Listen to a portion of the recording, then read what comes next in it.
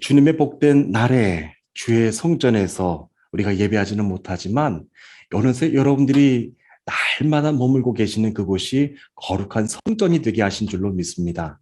그곳에서 구별하여서 하나님을 예배하는 모든 분들에게 하나님의 귀한 은혜가 충만히 넘쳐나시기를 축복합니다. 오늘 이 시간에는 인생의 갈림길에서의 야곱의 선택이라고 하는 말씀의 제목으로 하나님이 주시는 은혜를 전하고자 합니다. 아마도 모든 사람의 바람이지 않을까 생각을 합니다. 지금 나와 관계를 맺고 있는 모든 사람들이 믿을 수 있는 사람들이기를, 그리고 좋은 사람들이기를 바라는 마음입니다. 우리에게 자꾸만 이런 마음이 드는 이유는 사람과 관계를 가지고 있으면서도 그 사람의 마음을 도무지 알 수가 없기 때문에 그렇습니다. 세상에 그 누구도 자기와 관계를 맺고 있는 사람이 나쁜 사람이기를 바라는 사람은 아마도 없을 것입니다.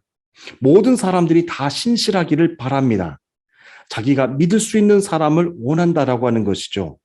그러나 사람들의 마음과는 달리 꼭 그렇지 않다는 것이 우리들이 겪고 있는 현실입니다.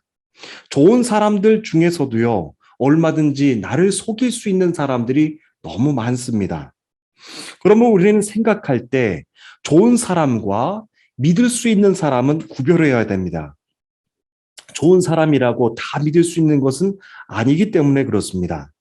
지난 2013년도에 OECD 국가별로 범죄율을 조사한 통계가 있어서 여러분들에게도 소개해드리고 싶습니다. 대표적으로 12개 국가를 대상으로 해서 조사를 했는데 대한민국은 전 세계에서 가장 안전한 나라 2위에 올랐다라고 하는 조사 결과입니다. 결과가 이렇게 나온 이유는 대한민국은 아직 총기 소지가 불법이고 다른 나라와 같이 민족 간의 테러와 분쟁이 없기 때문에 비교적 안전한 국가라고 하는 설명입니다. 그러나 그 다음 조사 결과가 참 흥미롭습니다. 저의 눈길을 끌게 했습니다. 그 다음 조사 결과를 보게 되면 대한민국이 또한 당당하게 1위를 차지한 것이 있어서 눈길을 끌었습니다.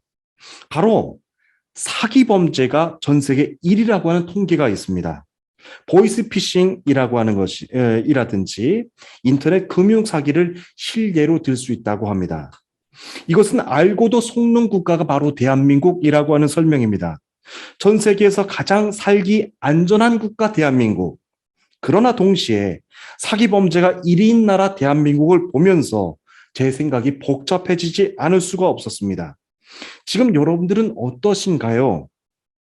여러분들이 관계를 맺고 있는 모든 분들은 서로 좋은 사람들이라고 생각을 하십니까? 그리고 또한 그들 모두는 신뢰하고 여러분들이 맡길 수 있는 사람들이라고 생각을 하십니까?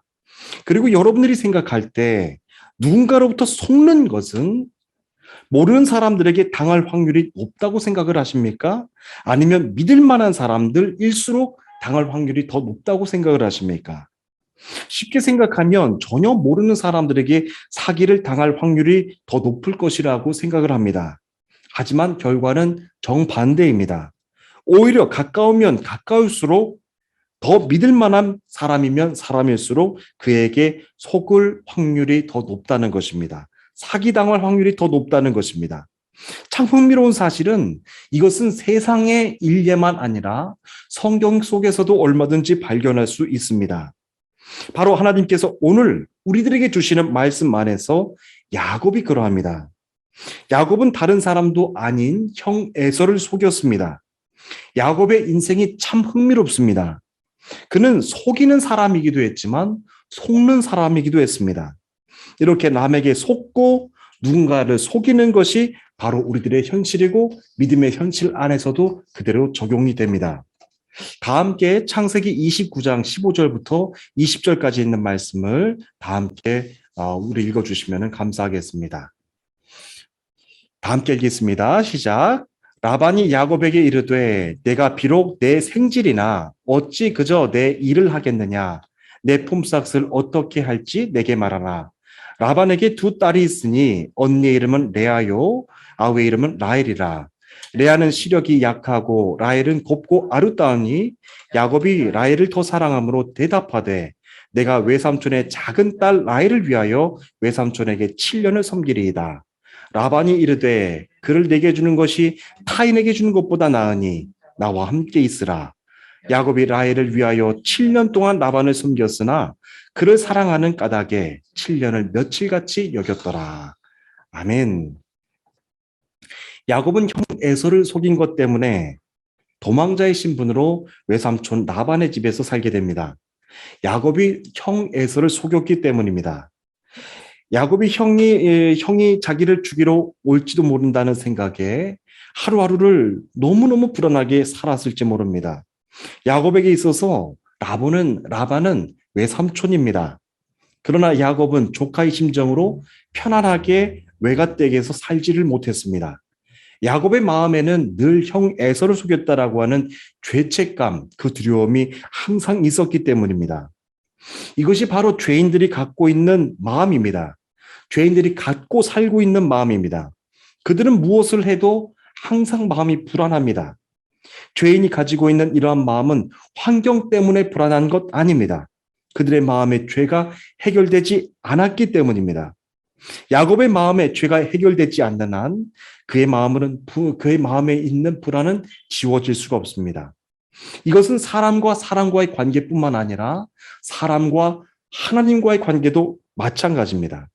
하나님 앞에서 죄가 있는 한 그의 마음은 항상 불안합니다. 장소를 바꾸면 괜찮을까? 유학을 가고 이민을 가면 괜찮을까? 직업을 바꾸면 괜찮아질까? 아니면 교회에서 직분이 올라가고 교회에서 하는 일이 많아지면 마음의 불안한 마음이 사라질까?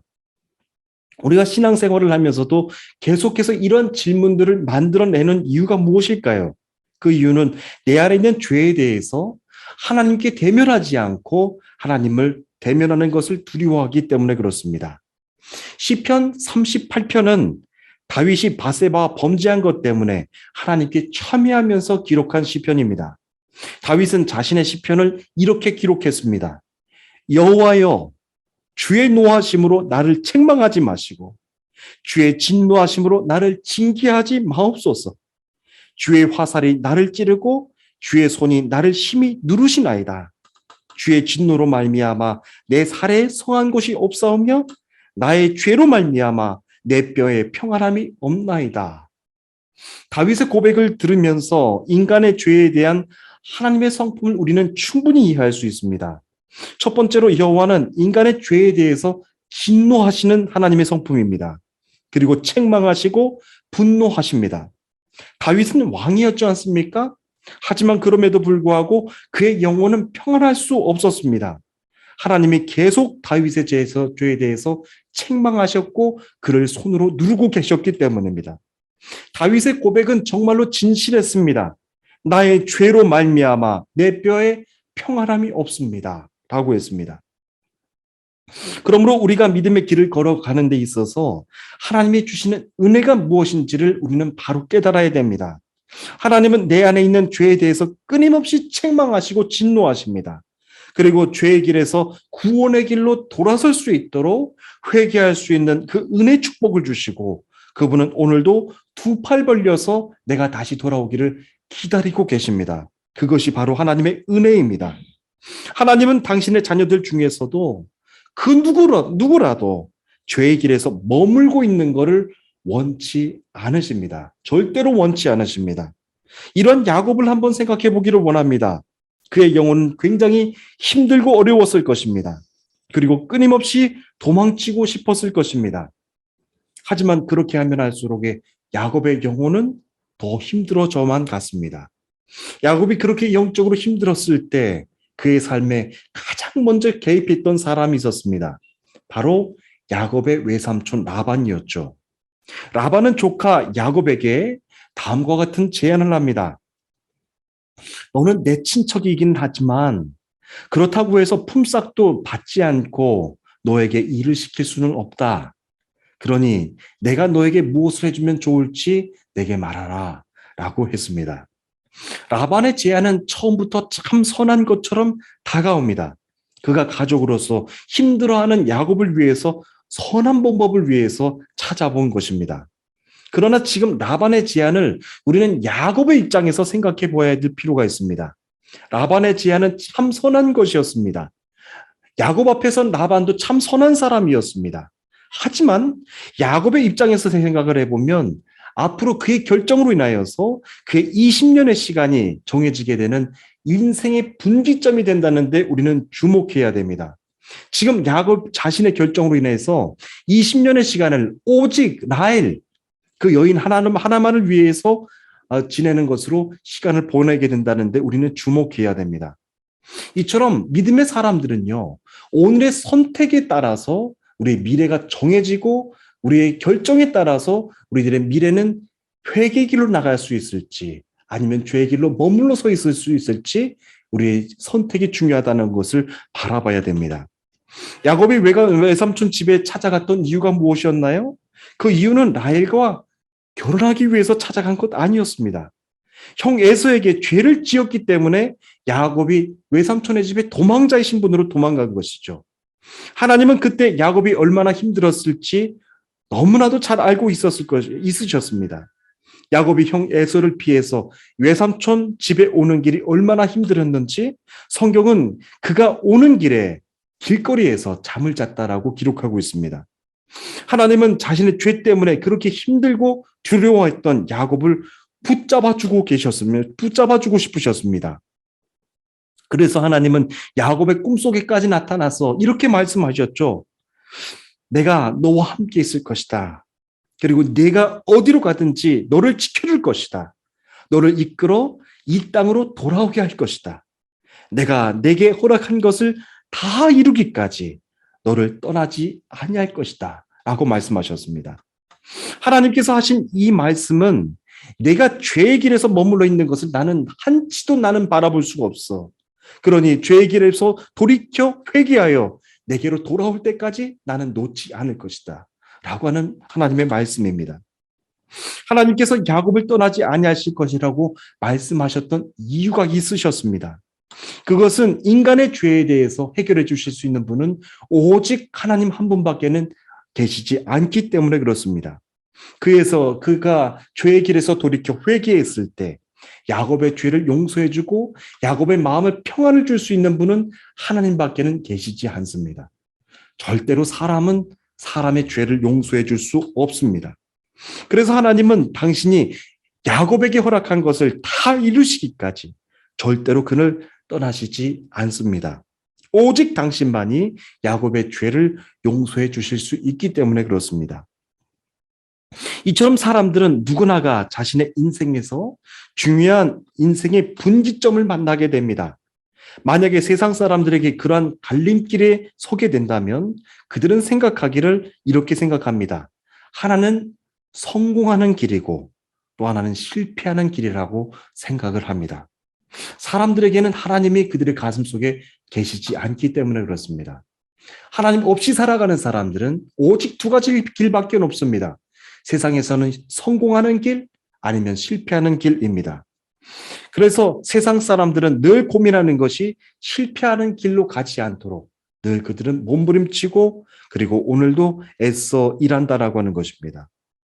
여러분, 믿음의 사람들도 세상 사람들과 마찬가지로 인생의 분기점을 만나게 됩니다. 그러나 믿음의 사람들의 기준은 세상 사람들과의 기준과는 절대 같지 않습니다.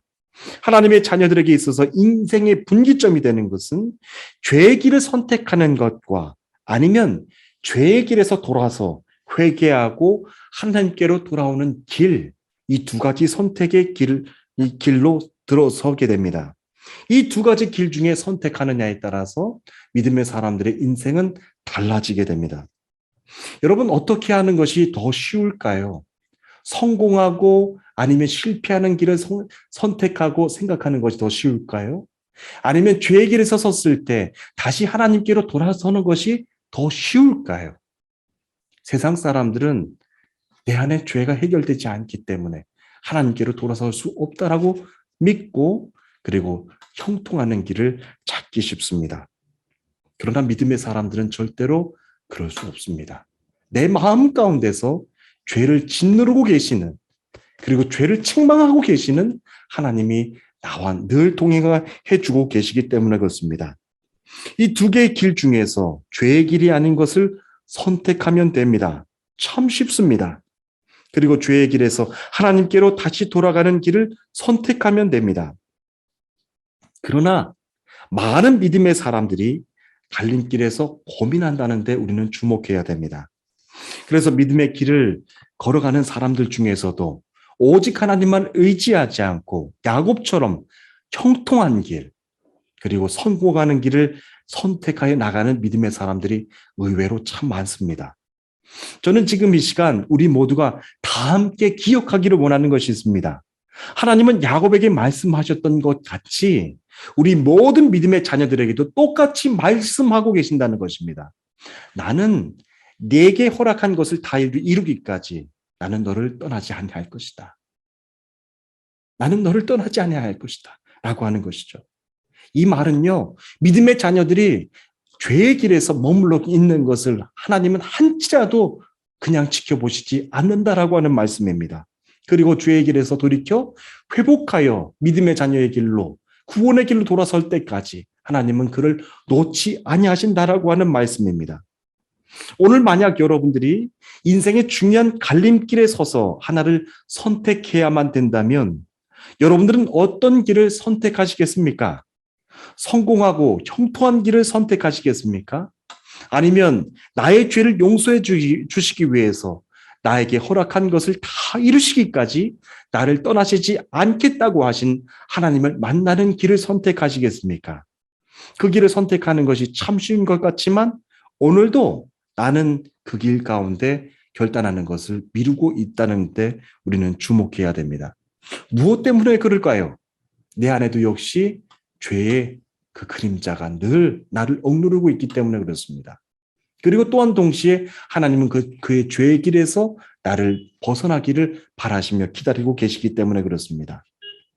오늘도 저는 이 선택의 길 위에서 저는 우리가 모두가 결단하기 할 수 있게 되기를 간절히 원하는 것입니다. 하나님의 말씀은 능력이 있습니다. 하나님의 말씀은 나의 길에 등불이 되어주시고 생명이 되어주십니다. 여러분 그 길 위에서 결단하는 것을 한치라도 여러분 한순간이라도 더 지체하지 않으시기를 주님의 이름으로 여러분 소원드립니다. 오늘도 그 죄의 길에서 다시 하나님은 기다리고 계신다라고 하는 것, 그것을 다시 우린 선택해서 나가기를 원하는 것입니다. 여러분 그 다음 말씀이 이제 21절부터 30절 말씀까지 이제 긴데요. 길지만 우리 다 함께 한 목소리로 읽어주시면 감사하겠습니다. 21절부터 30절까지 있는 말씀입니다. 다 함께 읽겠습니다. 시작. 야곱이 라반에게 이르되 내 기한이 찼으니 내 아내를 내게 주소서. 내가 그에게 들어가겠나이다. 야곱이 모아 잔치한 저녁에 그의 딸 레아를 야곱에게 데려가매 야곱이 그에게로 들어가니라. 라반이 또 그의 종 실바를 그의 딸 레아에게 시녀로 주었더라. 야곱이 아침에 보니 레아라. 라반에게 이르되 외삼촌이 어찌하여 내게 이같이 행하셨나이까? 내가 라헬을 위하여 외삼촌을 섬기지 아니하였나이까? 외삼촌이 나를 속이심이 어찌 됨입니까? 라반이 이르되 언니보다 아우를 먼저 주는 것은 우리 주방에서 하지 아니하는 바이다. 이를 위하여 7일을 채우라. 우리가 그도 내게 주리니 내가 또 나를 7년 동안 섬길지니라. 야곱이 그대로 하여 그 7일을 채우매 라반이 딸 라헬도 그에게 아내로 주고 라반이 또 그의 종 비라를 그의 딸 라헬에게 주어 시녀가 되게 하매 야곱이 또한 라헬에게로 들어갔고 그가 레아보다 라헬을 더 사랑하여 다시 7년 동안 라반을 섬겼더라. 아멘. 야곱은 외삼촌과 약속한 첫 번째 7년을 기쁨으로 섬겼습니다.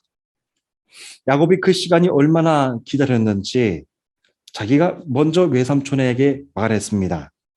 외삼촌, 약속한 시간이 다 지났는데 이제는 라헬과 결혼하게 해주십시오. 라고 먼저 말을 건넸습니다. 라반은 동네 사람들과 잔치를 벌였습니다. 그러나 그날 밤 야곱과 함께 동침한 이는 라헬이 아니라 레아였습니다. 이튿날 아침 야곱이 그것을 보고 깜짝 놀랐습니다. 아마 굉장히 화가 났을지 모릅니다. 그때 야곱이 한 말이 이렇습니다. 저는 라헬과 결혼하려고 외삼촌을 위하여 열심히 일했습니다. 그런데 외삼촌은 어찌하여 나를 속이셨습니까? 라고 하는 말이었습니다. 야곱이 그에게 화가 났던 이유는 자기는 외삼촌을 위해서 7년 동안 말없이 섬겼는데 외삼촌은 자기를 속였기 때문에 화가 난 것입니다. 그때 야곱의 말이 참 흥미롭지 않습니까? 자기도 어느 순간에는 그것이 억울했을지 모르지만 자기 때문에 고통을 당하고 자기 때문에 분노했을 그 형은 지금 생각하지 못하는 것이죠. 죄인들의 마음이 가지고 있는 특성이 바로 이런 것입니다. 내 죄는 보지 못하면서 남의 죄는 보는 것입니다. 자기가 형 에서를 속였을 때는 어떤 마음으로 장자권을 빼앗았으며 형의 축복권을 다 빼앗았나요? 그것은 전혀 지금 알지 못하고 외삼촌이 자기를 속인 것만 지금 분노하고 있습니다. 아마도 굉장히 화가 났을 것입니다. 아마도 형 에서에게 행한 일은 하나도 알지 못하고 외삼촌에게 속은 일만 지금 기억을 하고 굉장히 분노하고 있는 야곱입니다. 사람이 누군가를 위해서 7년 동안을 아무 대가 없이 그냥 말 없이 일한다라고 하는 것은 결코 쉬운 일이 아닙니다. 그러나 사람은 그렇게 열심히 일한 사람이라고 할지라도 얼마든지 그를 속일 수 있다라고 하는 것이 사람의 성품입니다. 그때 야곱의 마음이 얼마나 속상했을까요? 그리고 그의 영적인 상태는 또한 어떠했을지 우리는 감히 짐작이 가지 않습니다. 야곱의 아버지는 이삭이었습니다. 그리고 그의 할아버지는 아브라함이었습니다. 야곱은 그의 믿음의 가정 속에서 날마다 하나님을 예배하는 그런 익숙한 상황 가운데서 자랐습니다. 그러면은 예배가 얼마나 더 중요한지를 그는 보고 자라났을 것입니다. 하지만 지금 야곱의 상황은 그렇지 않습니다. 그는 어떤 상황 속에서도 하나님을 예배할 수 있는 그런 영적인 상황이 아닙니다. 야곱은 믿음의 가정에서 하나님께 예배하고 기도했던 할아버지와 아버지의 모습을 보고 자라났습니다. 분명한 것은 야곱도 믿음의 사람이었다는 것이죠. 그러나 적어도 그때 그 상황에서 그의 영적인 상태로는 하나님께 예배드릴 수도 기도할 수도 없다라고 하는 것입니다. 여러분, 이것이 우리들에게 날마다 평안을 구해야 하며 하나님 죄의 길에서 빨리 돌아서야 되는 이유 중에 하나입니다. 믿음의 자녀들이라고 할지라도 믿음의 가정에서 태어난 자녀라고 할지라도 내 가운데 하나님 앞에 지은 죄가 있다고 한다면 막힌 죄가 있다고 한다면 우리는 하나님을 예배할 수 없습니다. 예배를 드린다고 할지라도 그것은 거짓 예배입니다. 하나님께 기도한다고 할지라도 그것은 거짓 기도입니다. 형식적으로 드리는 기도입니다. 내 마음에 죄가 해결되지 않고 하나님이 그 죄에 대해서 진노하고 계시기 때문에 그렇습니다. 그렇습니다. 사람에게 배신을 당하면 그냥 잊어버리면 됩니다. 하지만 하나님과의 관계는 그렇지 않습니다. 예배를 드릴 수가 없습니다. 기도의 문이 막힙니다. 하나님과 교제하는 것이 막히게 됩니다. 오늘 주시는 말씀만 해서 야곱의 모습을 우리는 유심하게 살펴보기를 원합니다. 그는 어떤 죄에 대한 죄책감도 회개하는 마음도 가지고 있지 않습니다. 그는 오직 라헬만을 얻기 위해서 20년 동안을 그렇게 그냥 자신의 삶을 지나는 것입니다. 사람에게 배신을 당한 걸로 생각을 하자면 이 세상에서 예수님만큼 더 크게 당한 사람은 아마 없을 것입니다. 예수님은 모든 것을 다 제자들에게 내어주셨습니다. 생명까지 내어주셨습니다. 그러나 예수님은 한 번도 자신을 배신한 사람들에게 내가 너희들을 위해서 어떻게 일했는데, 내가 너희를 위해서 목숨까지도 바쳤는데 참 서운하구나 라고 하는 말씀을 단 한 번도 하신 적이 없습니다. 여러분, 어떻게 그렇게 하셨을까요? 예수님이시기 때문에 그렇게 하실 수 있으셨을까요? 아닙니다. 예수님이 그렇게 하실 수 있으셨던 이유가 있었습니다. 그것은 예수님은 사람을 위해서 일하지 아니하셨다라고 하는 것입니다. 예수님이 선택하신 길은 늘 아버지가 함께 하시는 길이었습니다. 아버지가 동행하시는 길이었습니다. 예수님은 이렇게 말씀하십니다. 아버지가 일하시니 나도 일한다 라고 말씀하셨습니다. 예수님이 일하시는 것들은 모두 다 아버지가 일하시기 때문에 일하신 것들이었습니다. 예수님이 사람들에게 상처를 받으셨습니까? 그럼 그때 아버지도 사람들에게 다 상처를 받으셨습니다. 예수님이 사람들에게 배신을 당하셨습니까? 그럼 그때 아버지도 사람들에게 다 배신을 당하신 것입니다. 세상에서 이것보다 더 큰 위로가 어디 있겠습니까? 아들이 일하는 곳에서 아버지가 함께 일하신다는 거예요.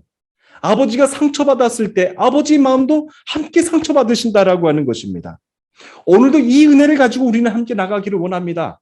사람들에게 받은 상처, 사람들에게 받은 배신, 그 상처 가지고 우리는 절대로 여호와를 경배하고 여호와를 예배할 수가 없는 사람들입니다. 왜냐하면 하나님이 나를 붙잡고 계시기 때문에 그렇습니다. 그렇습니다. 세상에는 좋은 사람들이 참 많습니다. 그런데 세상이 악하기 때문에 선한 사람들 만나게 되면 우리 마음에 얼마나 큰 위로가 되고 평안이 되는지 모릅니다. 그래서 마음의 감동을 받고 나도 착한 사람이 되고 싶다. 나도 저 사람처럼 선한 사람이 되고 싶다라고 하는 결단을 하게 됩니다. 그러나 하나님께서 오늘 주시는 말씀을 통해서 한 걸음 더 들어가 보기를 원하는 것이 있습니다. 하나님도 오늘 우리가 좋은 사람이 되기를 원하고 계실까요? 아니면 하나님께 돌아와 회개하는 사람이 되기를 원하고 계실까요? 야곱은 무려 20년 동안이나 라헬 오직 한 여자만을 바라보면서 헌신을 다했습니다. 인간적으로 따지자면 야곱만큼 그렇게 좋은 사람이 없습니다. 하지만 야곱은 하나님께 돌아가는 사람은 못 되었습니다. 라헬보다 더 좋은 것이 보이지 않았기 때문에 그렇습니다. 성경이 주목하는 바도 바로 이것입니다. 야곱이 오직 라헬만을 위해서 선한 사람이 됐다? 사람에게 속았음에도 불구하고 그는 또 7년을 결단하여서 라헬에게 헌신을 다하기로 결단했다? 선한 영향력을 끼쳤다? 여러분 절대로 그런 것이 아닙니다. 야곱은 인생의 중요한 갈림길에 서 있었던 자신의 선택이 하나님이 아니었다라고 하는데 우리는 주목해야 됩니다. 오직 그는 사람만을 위해서 살았습니다. 그는 선한 사람, 좋은 사람이었을지 모르지만 그는 사람을 위해서 평생을 헌신했다라고 하는 겁니다. 사람만을 위해서 살았던 야곱의 인생의 갈림길에서 그가 했던 말 한마디를 우리가 다 함께 기억하기를 원합니다. 내가 당신을 위해서 어떻게 일했는데 당신은 어떻게 나를 속일 수가 있단 말인가? 라고 했던 말입니다. 그렇습니다. 야곱은 그 순간까지도 하나님을 위하여서 일한 사람이 아니었습니다. 오직 사람만을 바라보면서 사람을 위해서 일했던 사람입니다. 좋은 사람이었습니다. 하지만 방향이 달랐습니다. 선택이 달랐습니다. 그래서 자신의 죄에서 회복해 주기를 기다리고 계시는 하나님을 바라보지 못했습니다. 하나님을 볼 수가 없으니 사람에게 배신당한 것 때문에 정작 중요한 것은 눈에 들어오지 않았습니다. 저는 오늘 말씀을 통해서 죄의 길에서 나를 기다리고 계시는, 나를 오늘도 두 팔 벌려 기다리고 계시는 하나님을 볼 수 있는 영적인 축복이 여러분 모두에게 열리시기를 주님의 이름으로 축복합니다. 그리고 또 한 가지가 있습니다.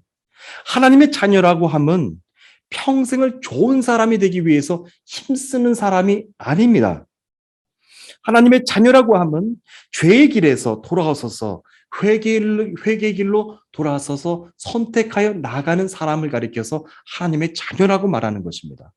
사랑하는 주님의 성도 여러분, 오늘 여러분들은 다른 사람들 앞에 좋은 사람으로 서 계십니까? 아니면 하나님 앞에 회개의 길로 돌아서서 회개하여 정말로 하나님의 귀한 자녀로 선택하여 나가는 사람들로 서 계십니까? 저는 이 두 선택의 길 앞에서 여러분들 모두에게 도전의 말씀을 드립니다. 여러분, 사람 보면서 평생을 좋은 사람으로 살기를 노력했던 그 야곱의 말 한마디, 나는 당신을 위해서 평생을 헌신했는데 어찌하여 나를 속이십니까? 라고 했던 그 한마디입니다. 사람들은요, 죄가 본성입니다. 내가 20년을 봉사하고 20년을 그를 위해서 목숨을 바친다고 하더라도 그는 여전히 나를 속이는 사람입니다. 사람을 위하여 일하는 사람이 되어야 되겠습니까?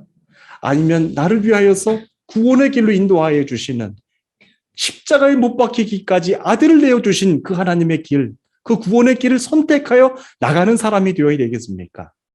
오늘도 세상은 혼란스럽게 나의 믿음의 길을 자꾸만 혼란스럽게 합니다. 하지만 여러분, 이 혼란스러운 세상 가운데서도 믿음으로 올곧게 나가기를 원하는 것입니다. 오늘도 하나님은 이 선택의 길에서 나를 기다리십니다. 오늘도 하나님의 이 선택의 길을 놓지 않고 계십니다. 내가 너에게 다 행한 그 일을 행하기까지 너를 떠나지 아니할 것이라고 하는 말씀이 오늘 여러분들과 함께 머물러 계시기 때문에 그렇습니다. 오늘 복된 주일, 하나님께 돌아올 것이 있으면 하나님께 돌아와 회개하는 시간이 되었으면 좋겠습니다. 내 안에 보이지 않았던 죄까지도 다 보여줘서 하나님 흰눈보다도 더 나를 깨끗하게 회복시켜 주시고 오직 주의 보혈로만 나를 구원의 길로 들어설 수 있도록 인도해 달라고 오늘도 정말로 주 앞에 간절히 나가는 저와 여러분 모두가 되기를 간절히 소원합니다. 다 함께 기도하시겠습니다.